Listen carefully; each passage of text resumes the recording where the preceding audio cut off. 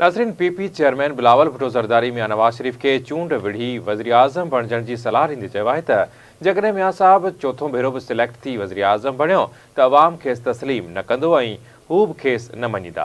PP chairman चयो आहे त जे 3 भेरा वज़ीर आज़म थी को ॿूटो न ॿारियो उहो चोथों भेरो वज़ीर आज़म बणिजी कहिड़ा फाड़ा मारींदो। तेमरगुर में वर्कर्स कन्वेंशन के खिताब कंदे पीपल्स पार्टी के चेयरमैन बिलावल भुट्टो ज़रदारी पंहिंजे सियासी मुखालफ़नि खे तनक़ीद जो निशानो बणाईंदे चयो त मुल्क जूं मुआशी हालतूं अहिड़ियूं न आहिनि जो असां इंतकामी सियासत या रांदीगरनि खे बर्दाश्त करे सघूं।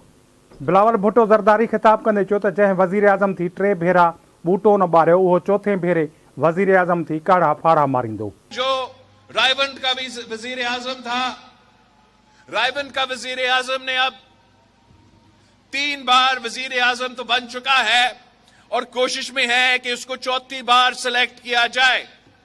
अब हर किसी का हक है कि वो इलेक्शन लड़े, हर किसी का हक है कि वो ख्वाब देखे, मगर पाकिस्तान के अवाम का भी ये हक है कि वो पूछे कि जिस शख्स ने पहली बार, दूसरी बार, तीसरी बार फेल हुआ वो चौथी बार आके कौन सा तीर मारेगा। पीटीआई के अॻूणे चेयरमैन के तनक़ीद जो निशानो बणाईंदे बिलावल भुट्टो ज़रदारी चयो त पीटीआई के बानीअ खे जेको मौक़ो मिलियो हो हुन उहो इंतकामी सियासत में ज़ाया कयो।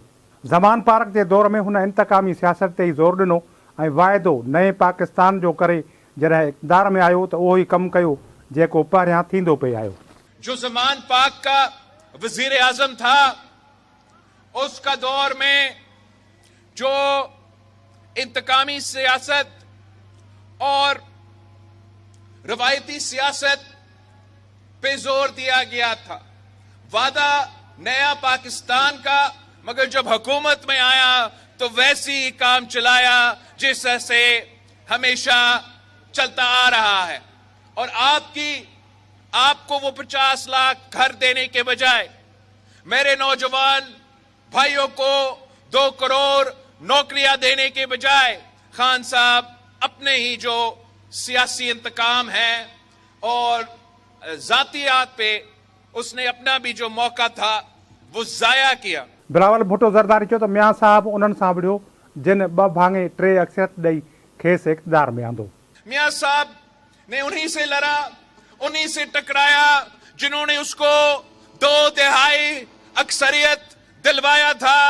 एक बार फिर घर जाना पड़ा, फिर बाहर जाना पड़ा और 10 साल का आराम किया था मियां साहब ने।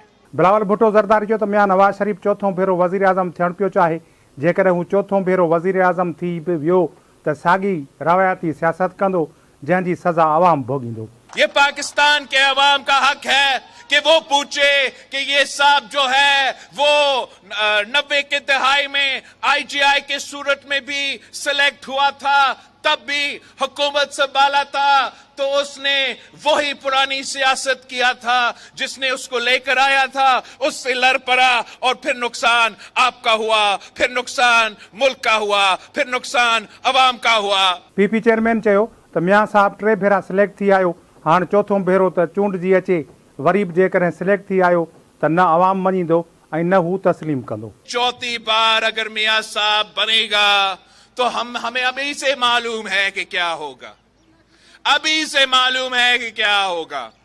मियां साहब आएगा, अगर वो वजीर आजम बनता तो वो ही रवायती पुरानी सियासत जो हम 3 बार भुगत चुके हैं अब चौथी बार भुगतना पड़ेगा। बिलावल भुट्टो ज़रदारी चयो त पीपल्स पार्टी अवामी पार्टी आहे जेका अवाम जी ख़िदमत में यकीन रखे थी। पीपल्स पार्टी सदाईं अवाम जे भले लाइ सोचियो आहे, पाकिस्तान के सुखियो सताबो बणाए पोइ सुख जो साह खणंदासीं। मुस्लिम लीग नून जे क़ाइद मियां नवाज़ शरीफ चयो आहे त ॿुधायो वञे त 1993 ऐं 99 में खेनि छो कढियो वियो, छा कारगिल जंग न करण वारे सवाल तां कढियो वियो। लाहौर में चूंड टिकट जे उम्मीदवारनि खे ख़िताब कंदे मियां नवाज़ शरीफ चयो त उन्हनि हर भेरे बहितर कमु कया पर हर भेरे खेनि कढियो वियो। वक़्तु साबित करे रहियो आहे त उहे ऐं उन्हनि जा फ़ैसिला ठीकु हुआ।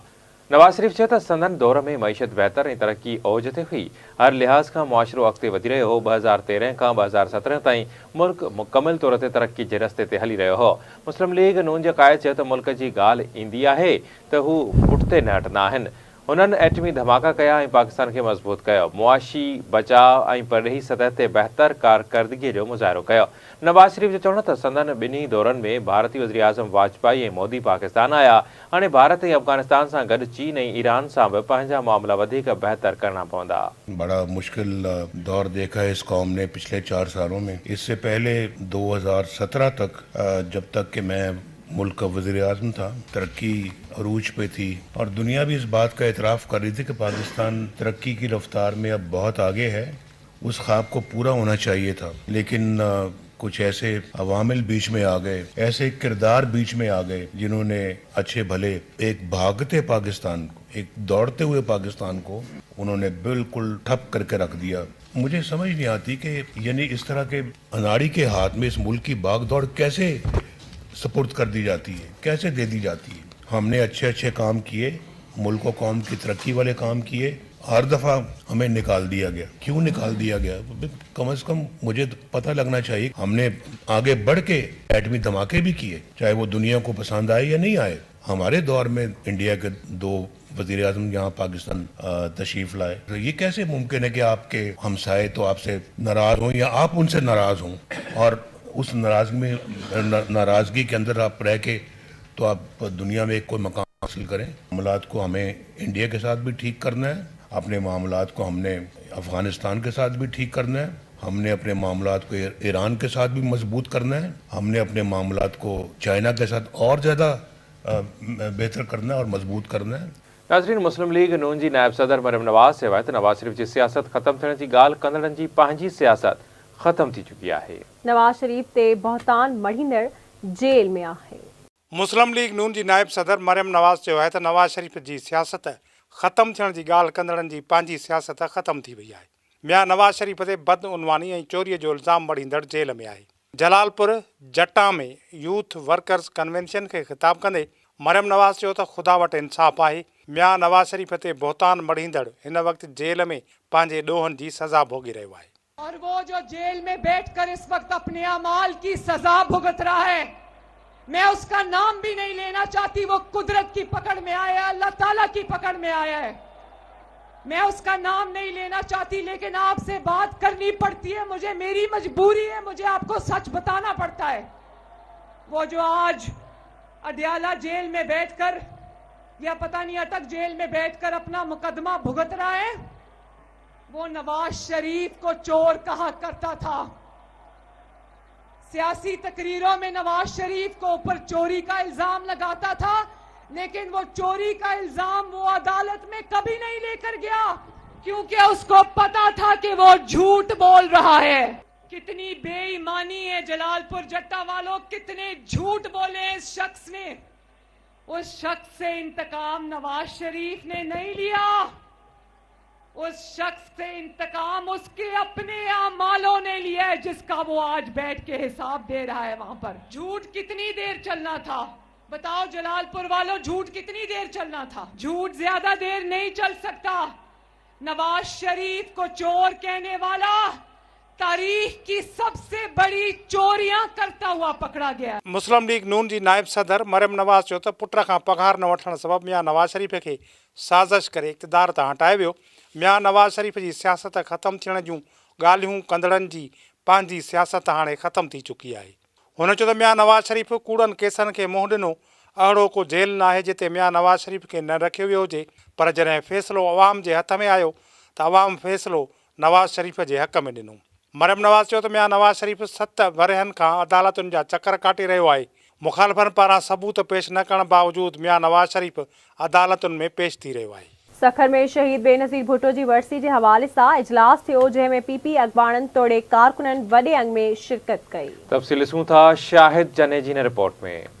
सखर में अॻूणी वज़ीर आज़म शहीद बेनज़ीर भुट्टो जे वरसीअ जे तयारियुनि जे हवाले सां गॾिजाणी कोठाई वई। गॾिजाणी में पीपल्स पार्टी सिंध जे सदर निसार अहमद खोड़ो, अॻूणे वॾे वज़ीर मुराद अली शाह, अॻूणे वफ़ाक़ी वज़ीर खुर्शीद शाह, अवैस कादिर शाह, अरसलान इस्लाम शेख समेत कारकुननि वॾे अंग में शिरकत कई। इजलास खे ख़िताब कंदे वॾे वज़ीर मुराद अली शाह चयो त मुल्क जो अवाम रुगो बिलावल भुट्टो ज़रदारी सां मोहबत करे थो ऐं खेसि वज़ीर आज़म ॾिसणु चाहे थो। अॻूणे वॾे वज़ीर मुराद अली शाह चयो त अॻूणे सदर आसिफ अली ज़रदारी ऐं बिलावल भुट्टो ज़रदारी जो पैगाम खणी पहुता मुहबत आई। हुन चयो त 2013 जे चूंडुनि में बि लाडुलनि खे आंदो वियो। लाडुलनि खे संदन कयल करतूतनि जी सज़ा मिली रही आहे। सैयद मुराद अली शाह चयो त मुल्क जो वज़ीर आज़म चूंडण जो हक़ रुगो मुल्क जे अवाम खे आहे। 8 फरवरी ते अवाम बिलावल भुट्टो ज़रदारी खे चूंडुनि में कामयाब करे मुल्क जो वज़ीर आज़म बणाईंदो। हुन चयो त बिलावल भुट्टो ज़रदारी कोयटा में योम तासीस जे मौक़े ते तारीख़ी जलसो कयो। पीपी चेयरमैन बिलावल भुट्टो ज़रदारी हिन वक़्त बि अवाम में मौजूद आहे। अॻूणे वॾे वज़ीर मुराद अली शाह चयो त 8 फरवरी ते अवाम तीर खे वोट ॾींदो ऐं 9 फरवरी ते समूरा लाडला मुल्क मां वापसि वेंदा। कि किसी लाडले को लाएंगे,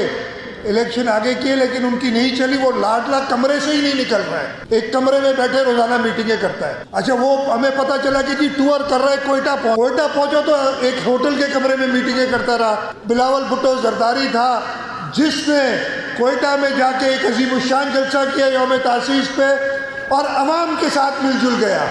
अगर किसी के जहन में, अगर किसी के दिमाग में अभी तक ये बात नहीं बैठ रही कि वज़ीर आज़म या इस मुल्क के हुक्मरान इस मुल्क की आवाम बनाते हैं, तो वो 27 दिसंबर को हम उनको बताएंगे और 8 फरवरी को ठप्पे पे ठप्पा, तीर पे ठप्पा करके हम पाकिस्तान पीपुल्स पार्टी और बिलावल भुट्टो ज़रदारी को मुल्क का वज़ीर आज़म करेंगे। जब 8 फरवरी का सूरज गुरूब होगा, पाकिस्तान पीपल्स पार्टी और बिलावल भुट्टो ज़रदारी का सूरज तुलू होगा और इस मुल्क की आवाम का सूरज तुलू होगा।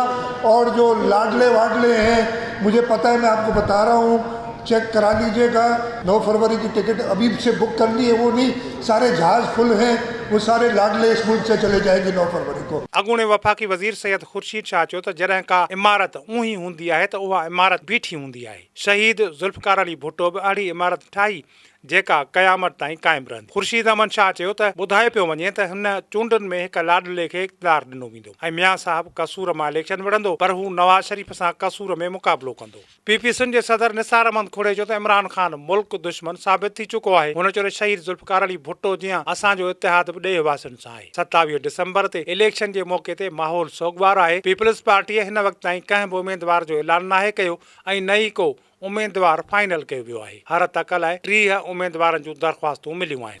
नाज़रीन, पाकिस्तान पीपल्स पार्टी जे सीनियर अॻवान शर्जील इनाम मेमून चयो आहे त पीपल्स पार्टीअ जूं पाड़ूं अवाम में खुतल आहिनि। पीपी जी क़यादत तोड़े कारकुन अवाम में आहिनि। तफ़सील हिन रिपोर्ट में। पीपल्स पार्टीअ जे सीनियर अॻवान शर्जील इनाम मेमून चयो आहे त पीपल्स पार्टीअ जूं पाड़ूं अवाम में खुतल आहिनि। उन करे हिन वक़्तु पीपीए जी क़यादत तोड़े कारकुन अवाम में आहिनि। माण्हू पीपल्स पार्टीअ में शामिल थी रहिया आहिनि। पीडीएम जी बानी बि पीपल्स पार्टी आहे। बाद में असांखे साइड ते कयो वियो।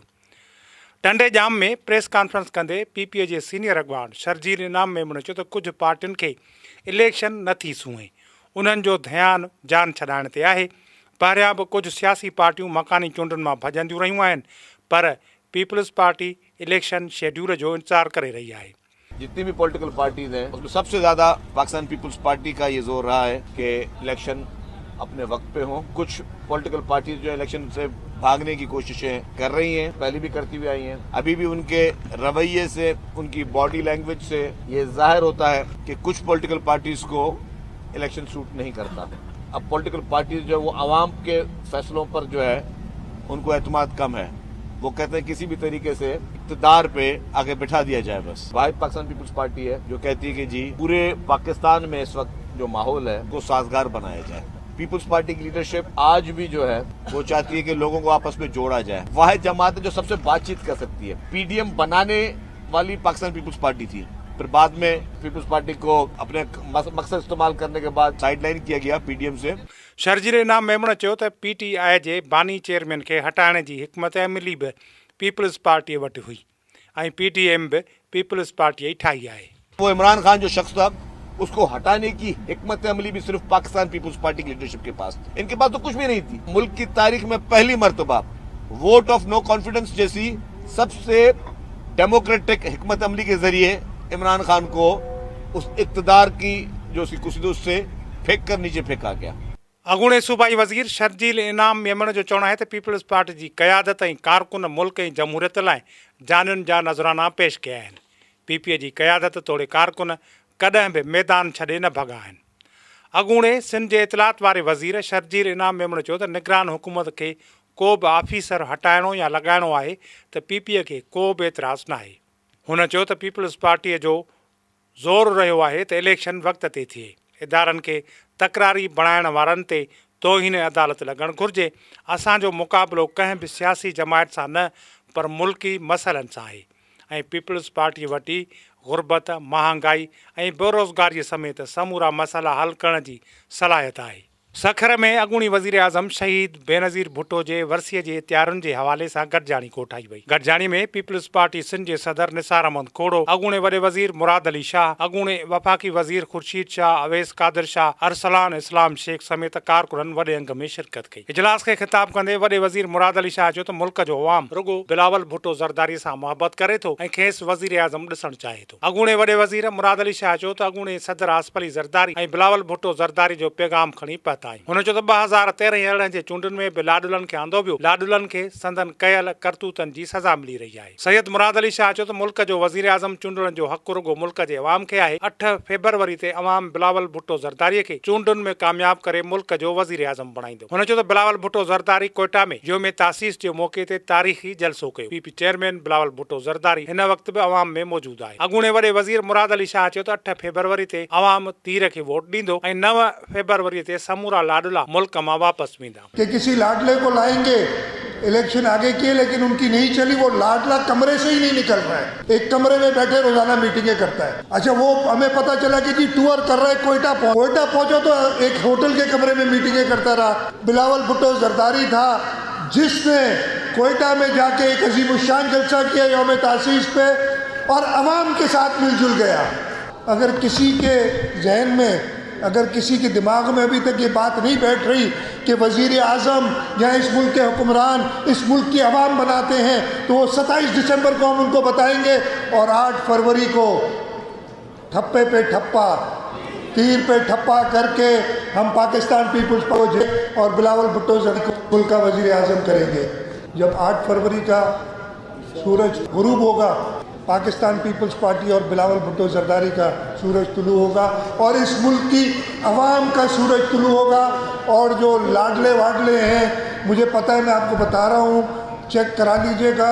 9 फरवरी की टिकट अभी से बुक कर ली है, वो नहीं, सारे जहाज फुल हैं, वो सारे लाडले इस मुल्क से चले जाएंगे 9 फरवरी को। अॻूणे वफ़ाक़ी वज़ीर सैयद ख़ुर्शीद शाह चयो त जॾहिं का इमारत ऊही हूंदी आहे त उहा इमारत बीठी हूंदी आहे। शहीद ज़ुल्फ़कार अली भुट्टो बि अहिड़ी इमारत ठाही जेका क़यामत ताईं क़ाइमु रहंदी। ख़ुर्शीद अहमद शाह चयो त ॿुधाए पियो वञे त हिन चूंडुनि में हिक लाडले खे इक़्तिदार ॾिनो वेंदो ऐं मियां साहब कसूर मां इलेक्शन विढ़ंदो, पर हू नवाज शरीफ सां कसूर में मुक़ाबिलो कंदो। आज बातें चल रही है कि इक़्तिदार फलाने आदमी को दिया जाएगा। भाई क्यों?